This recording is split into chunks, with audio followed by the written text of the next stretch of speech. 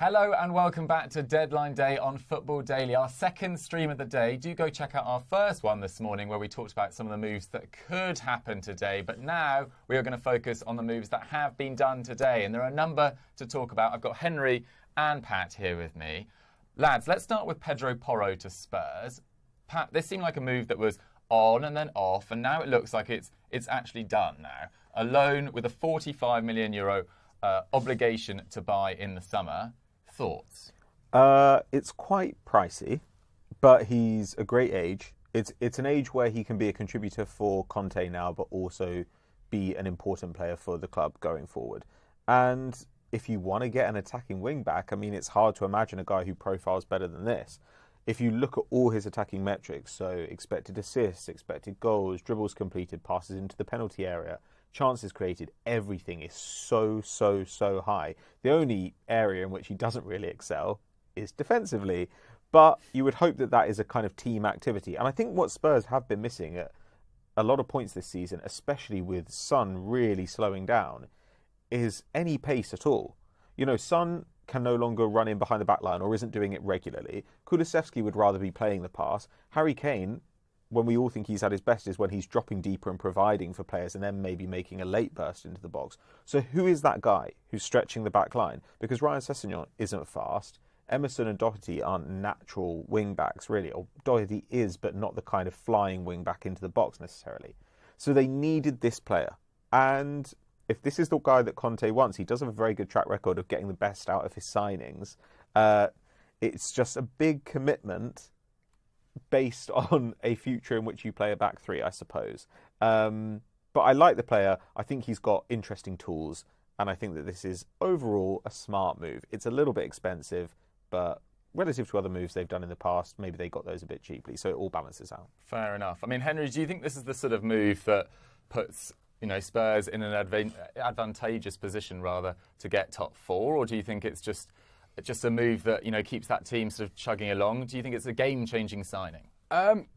I think that their chances of top four this year are slightly strained, in all honesty. I think that I haven't seen enough from them. They showed a bit of grit in that win against Fulham, and I mean, they obviously looked okay against Preston in the FA Cup. But yeah, I'm not sure that this is really going to be the difference between them breaking into that top four, which is looking unbelievably competitive this year. So many good, certainly City, United and Arsenal sort of pulling away. However, yeah, as you said, Pedro Porro he is quality. I think Man City made a mistake giving Sporting the kind of the buyout clause that they did on the player when they sold him at the time. It looked like a ridiculously cheap deal. He was always destined to go on for a big transfer, and sure enough, it's happened. But yeah, Spurs have spent and wasted a lot of money on fullbacks in the last few years. I mean, if you think about Matt Doherty, who's now gone on loan to Atletico Madrid, and one of the more sort of surprising deals of the day, we could say.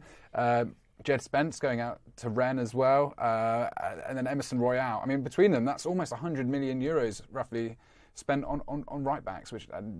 So Porro needs to pay off in that regard. But yeah, I'm quite excited by him. I think that what he's done at Sporting has been excellent. Obviously, under a great manager there, Ruben Amorim. It's not been the easiest of seasons for Sporting this term, but I saw enough of them in the Champions League to suggest that they're a great side. And yeah, so this is a good signing, but it has to work for City. I'm not for Spurs. I'm not sure where their right back goes after this. Yeah, absolutely. It feels like Conte's been complaining about his lot all season, but they've just landed their first choice wing back. And where are the excuses now? Where are the excuses? They signed 7 players in the summer, and Conte's been acting all season as if they didn't sign anyone because of financial constraints. But none of the signings from the summer have really made a huge difference to their fortunes. I mean, there's been a bit of bad luck in there, of course, with Richarlison getting injured, but Clement Longley hasn't made a significant difference. He's not even used Jed Spence barely at all. Perisic probably hasn't had the impact we expected after such a good year at Inter Milan last year. So from now on, I just want to see Spurs really show some signs that they are improving, because they don't even look particularly much better in terms of their performances than they did under Mourinho, I think, which this far into the Conte project, after this much spending, I don't really think is excusable. Mm-hmm. So, yeah, we'll see what happens there. I mean, Pat, for someone like Jed Spence or Matt Doherty, neither have worked out at Spurs. They haven't been favoured by Conte. Do you think Pedro Porro has a much better chance of instantly becoming that man that, is Conte's first choice? Yeah, I'd have thought so, because Emerson has been favoured over those guys. Like Jed Spence is very clearly not going to play in a Conte team. It's as simple as that. So we can put him out the door. Doherty, when he's been fit, has actually been a reasonable contributor, but it still just seems like overall Conte's preference out of all of them is Emerson. Now, that position is usurpable. Like, let's be honest, for the last 3 windows, we've seen every single time Spurs talking about somebody in this right wing-back slot. They don't really have the luxury of time here. They kind of have to blood this guy instantaneously. And to be honest, the advantage of signing a 23-year-old over, say, a 20-year-old is you expect them to be slightly further along in their development, slightly more physically capable. And so you'd hope he can go straight into the side. And let's also remember that he would have trained at least with Manchester City, even though he never got in the first team. So it's not like he's completely new to football at the highest level. He's got some experience of it. Conte is also pretty good at adapting people in this position. So I think he'll know what he's getting. I expect Porro to have a good second half of the season. I like it. And best of luck to Matt Doherty as well. As Pat says, has been in and out of the Spurs side, but had a great patch of form this time last year, then did his knee, I think, at the end of last year, which really stopped any progress. And now he's got a great opportunity to go to Atletico Madrid. They haven't had a magnificent season this year. They're struggling to even qualify for Champions League football in Spain. They're already out of European competition. But Matt Doherty has the chance to move to Spain, adapt to a new culture, challenge Raul Molina, who I'm not actually that hot on for that right wing-back or right-back slot. So amazing opportunity for Matt Doherty. He's kind of fallen upwards, as it were. Henry, let's move on to another completed deal today. Harry Southampton to Leicester City is done. £15 million. It felt like Leicester needed to get in a centre-back this window. Yeah, I really like this deal. I genuinely do. You know what you're going to get of Harry Southampton, don't you? He's a big guy at the back, had an amazing World Cup. And what was especially impressive about that World Cup is that he came back from a really serious knee injury, went basically straight into the tournament, and then performed admirably. Unbelievable level of clearances. But that is what he's all about. I think he's about 6 foot. 6'6". Yeah, he makes maybe even more. Over 7 clearances per 90 at the moment. He's no nonsense defender. Not a great pass completion rate, must be said. He's not exactly one that they're going to be relying on to play the ball out. But in terms of just providing a rock at the back, I think he's a really impressive defender. And it's been known for a long time that he was going to leave Stoke City. It's not as if he was just a World Cup guy that came on and was impressive. He's been performing for the Potters at a high level for a long time. So I'm pleased for him. It's a great move. I think the money is really decent as well. He seems like a good character in the squad to have, at least from the evidence we saw at the World Cup. So yeah, I mean, Val's Fate, I think, has been a good addition at the back for Leicester. A surprisingly good addition, actually, since he's gone in. But yeah, it doesn't look like Soyuncu has got any future there whatsoever. I really don't like it when Amati plays centre-half for Leicester. I think that is a blatant problem which Rodgers has been having to deal with for a long time. So yeah, to have an actual proper centre-half like Harry Southampton going, I mean, this is the highest level he's going to have played at, really, in his career, but I've got full confidence. I think for that money, you can't really go wrong. I wouldn't be surprised if they're flipping a profit on this in a fair few years' time. He's only 24 years old. So, yeah, well done to Leicester. They're quietly having a sort of decent deadline day to the looks of things. Yeah, absolutely. And I'm pleased that he's left Stoke as well. Stoke stole Sunderland's manager. Easy for you to say earlier this season. So for them to lose their best player on deadline day, take that, Alex Neil. I am personally delighted. Pat, let's talk briefly about Leicester, because it's not been a great season for them and they are in a relegation dogfight. It is so tight down there at the bottom. Do you think that individual player quality will keep them up? I suspect so, just because I think some of the other teams around there have worse metrics and worse squads. So I really like the work that Bournemouth have actually done in this window, but they were extremely bad to start. They were comfortably the worst team in the league. When you look at the underlying stats, I think Southampton are pretty poor, even though I think their work has been okay as well, especially Moussa Dembele. Has that been confirmed? I don't think it's fully been confirmed, but it feels like it will at some stage. But that and Orsic, these are proven players who you imagine can do something immediately. I still think Leicester should have enough. And I do think, even though he hasn't been doing a great job this season or the season before, or arguably the season before that, I still think Brendan Rodgers is a good coach. He is capable of putting together a decent side. And when it comes right down to it, I think they're still the top of those kind of, I think it's 7 teams in that block who are separated by 3 points. They're the top of that, and they probably have the best player quality apart from maybe West Ham. Yeah. When you take those things into account, they've got to run cold, and a bunch of teams below them have got to get hot in order for them to go down. There are other teams there who can just go down by playing at exactly the same level. I will say the signing of Tete frees up Maddison to move into the centre of midfield as well, because he's been having to juggle the right wing responsibility with Ayuso Perez, who's, I don't think is good enough anymore, really, for a top-level side like Leicester City. And yeah, once you can push Maddison into the middle and you can get Tete going down the right, whose metrics and numbers for Lyon this year have been brilliant. He was their second top goal scorer before sort of cancelled that loan and has come to Leicester City. I think Tete, only 22, he's going to have a massive future in the Premier League.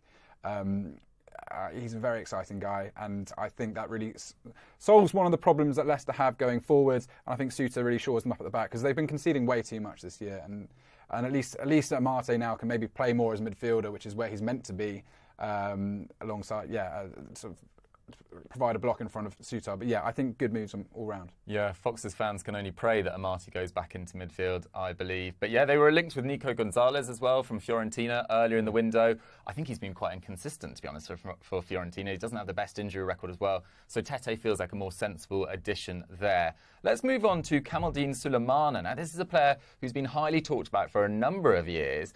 And Pat, he's gone to Southampton for a €25 million fee, plus €3 million in add-ons. He's only 20 years old. Yeah. He's been at Rennes for quite a while now. Are you a fan of Sulemana? Yeah, I am. I mean, I would have liked to have seen him play more minutes before he gets thrown into a relegation dogfight in the Premier League. But he has all the tools when he gets on the field to play at a high level. And I don't just mean Southampton high level, potentially higher still. You know, he's a guy who's one of the volume dribblers in Europe. I think last season he was third in Europe for completed dribbles per 90. So he's obviously got that ability. That's something straight away. But what's interesting about him is that he's got a really high pass accuracy. Now, normally I think that this is kind of overrated. People talk about it a lot with midfielders or centre-backs, and it's really only notable in those cases if it's low rather than high. But in an attacker, to have a pass accuracy of around 80% is very, very unusual. And if you're capable of passing into the penalty area, creating chances, and dribbling a lot without losing the ball constantly, then that's a really good sign that you could scale up onto an elite possession side, because at the highest level, you're expected to do amazing things, but without coughing up possession all the time. So it'll be interesting to see whether he gets proper minutes. And let's be honest, we've been saying this about Southampton for a while. It's always felt like, and partially as a function of Hasenhüttl's 4-2-2-2, they've been a bit narrow. You know, you see someone like Gineppo, who we really loved, but who kind of wants to come inside and has also never quite caught fire. They're playing two up front quite often, and the width has been provided by their fullbacks, and that's why the fullbacks have often popped, like Livramento and Walker-Peters. So I think having an out-and-out winger there, somebody who is capable of breaking games open by beating a man, will be a genuinely different tool for them. And if they can get Orsic, Sulemana and Dembele on the field at the same time, suddenly you look at this Southampton side and you say, oh, that's a Premier League squad. Which is something that, frankly, I think has been more and more difficult to say over the last 5 years. Yeah, absolutely. I mean, they've backed Nathan Jones in this window. They've also signed Alcaraz in midfield, who I saw against, was it Man City in the EFL Cup? I thought he had a really promising game in that game as well. As you say, Orsic has already come in, proven quality at Dinamo Zagreb. I think he got a hat-trick against Spurs a couple of years ago. He scored against Chelsea earlier this year, and Tuchel was quite soon, sacked afterwards. I think it was only €6 million. I know he's approaching 30, I believe, but that still feels like a great move. So it feels like Southampton have a really interesting crop of players now. Of course, they are in a really difficult position. They're bottom of the Premier League. As we said earlier, it's incredibly tight down there. So they're no means dead and buried. But they've now spent a net over €100 million net, or £100 million net rather, this season, because they haven't sold that many players. So that's a big financial commitment for a side that could still go down. I mean, Henry, if you were to say out of the Premier League relegation sides, oh, goodness. It's difficult, but do you think Southampton's business has maybe pushed them higher up in terms of survival chances? I do. I do think that they've been showing a lot of promising signs under Jones in recent weeks. He had such a tricky start, and it was easy to hammer him. But they are getting better and better. But yeah, I mean, it's all well and good buying these players. He's got to get them quickly into his system. He's got to get them up and running and functioning all together. It's not a simple case of just throwing money at a wall and assuming it's all going to stick. Sulemana's not played a lot of football this year. He's not even played that much football last season for Rennes. He's been mainly a bench option this year. It's interesting they've been preferring Borrejeux on the right wing to him all term. Also, Jeremy Doku stuck on the bench as well, and Martin Terrier, these guys, Kalimwendo, all ahead of them in the pecking order. So yeah, I mean, Sulemana, he's not going to arrive in sort of peak condition, and and that's not easy when you're going to a relegation battle like at Southampton. But yeah, I do think that they're probably the most impressive business I've seen. If you look at Everton, they were going in for Suleiman and they've lost out on him. Gallagher's said that he doesn't want to go to Everton either. They're the ones I'm really looking at. Although, as I said earlier on the other previous live stream, I think Deitch is a great coach. They have to get some bodies through the door, otherwise that team is going nowhere fast in that attack because it looks devoid of confidence. And when a player like Suleimana is choosing the team that's currently bottom of the table, you'd rather go to them. Clearly, he's seeing a bit more of a vision for the side, and I think they've maybe demonstrated that in this transfer window. Yeah, I think maybe it seemed like they waited too long to sack Lampard as well, because his recent results were against sides that were at the bottom of the table or near the bottom of the table. West Ham, Bournemouth, lost to all of those sides. They waited right to the end of the window, sold Anthony Gordon. I feel pretty sorry for Sean Dyche, to be honest, given 2 days of the January window to try and rescue something. They went for Conor Gallagher. He doesn't want to go to Everton, which you can kind of understand. So it feels like Everton have a massive final, my maths is sort of failing me here, about 10 hours left of the window. We will see how they get on. Pat, right, let's talk about João Cancelo to Bayern Munich. Now, we talked about this earlier from a Man City perspective, but from a Bayern Munich perspective, this is really interesting. It's a loan with a €70 million option to buy, so they don't even have to pay this. Surely for Bayern Munich, this is an exceptional signing. Yeah, I don't know if I would pay that. But yeah, for the second half of the season, it's phenomenal work. I mean, Mazraoui out injured. Pavard has been a little bit unsettled. It looks like he really wants to play as a centre-back going forward. He's been linked with Barcelona. And so they needed a little bit of full-back cover, and they've gone out and got the best all-round full-back in the world. I mean, probably on both sides, yeah. Yeah, I mean, is there anybody who is as good at everything as Cancelo is? Last season, I think he led the Premier League in progressive passes. He was passing into the box a huge number of times per game, 2.7, I think. In the past, less so during his time at City, he was an amazing dribbler. There was a point where he was completing 3 dribbles a game, which for a fullback is unheard of. Getting a ton of touches in the penalty area and doing all this while being defensively not only sound, but I would say good. I mean, he's generally been above 4 tackles and interceptions per 90 minutes. And when it comes to his duels, he's also very successful in the challenges he attempts. There's pretty much no weakness in his game, except for the fact that he fell out with Pep Guardiola, which is a significant problem. So I think that this is honestly perfect for Bayern Munich. They are getting a fullback who plays exactly the kind of football they want to play, who's also got a history of playing both as a fullback in a back 4 and as a wing back in a back 5. He's capable of playing on both sides. He can slot into midfield, kind of Lahm style. I love Cancelo. I really hope that this means he's just going to play the rest of the season, and I wouldn't be surprised if this really helps Bayern Munich pull away from the pack. Yeah, absolutely. It's got tight in the Bundesliga in recent weeks, Henry. Bayern have not come back from the World Cup in particularly good form. I think they've drawn their last 3 games. And they had this issue at right back with Mazraoui out with COVID. Do you think this gives them a massive advantage in the Bundesliga and ahead of that Champions League tie against PSG as well? Well, I think they're only a point ahead of Union Berlin, who have signed Isco. So watch out. Oh boy. He's genuinely got to prove himself that he can even get into that side at this point. But yeah, I like their business. Juranovic as well at right back, and Laouni, the Tunisian player from the...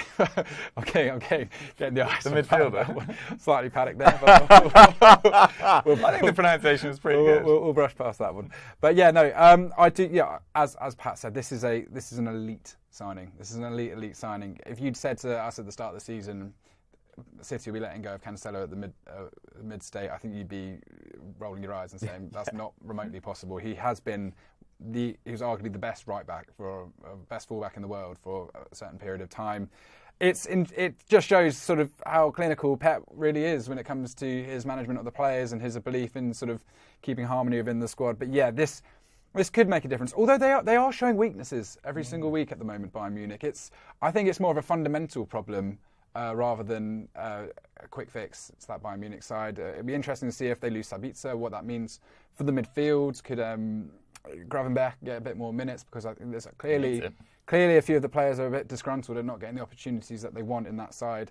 So yeah, it's not all rosy at Bayern Munich, but I certainly do think Cancelo gives them a massive edge. And then all it takes for Bayern Munich is to go on a run, and next thing you know, the gap has widened thus far. So yeah, great signing. Absolutely. It's one of the few sides in Europe that you feel has still got that aura around them in their own domestic league. I think Man City have a similar sort of thing where so many teams are so fearful even before they take the pitch against Bayern. Like their record against their rivals, they didn't really have a competing side against them in terms of a head-to-head battle. They always thrash Dortmund. Leipzig get a little bit tighter, but not significantly. So, yeah, we'll see what goes down now. João Cancelo has arrived at Bayern Munich. We've got actually a question in. If you want to get your questions in, guys, get them in the comment section. I've got Dave Jackson on WhatsApp sending them through to me. This one comes in from Rafael Botko. He says, at Football Daily, as a Chelsea fan, Arsenal, thank you for taking out our trash and also giving £12 million for it. Pat, this feels like one for you. What do you have to say to Rafael?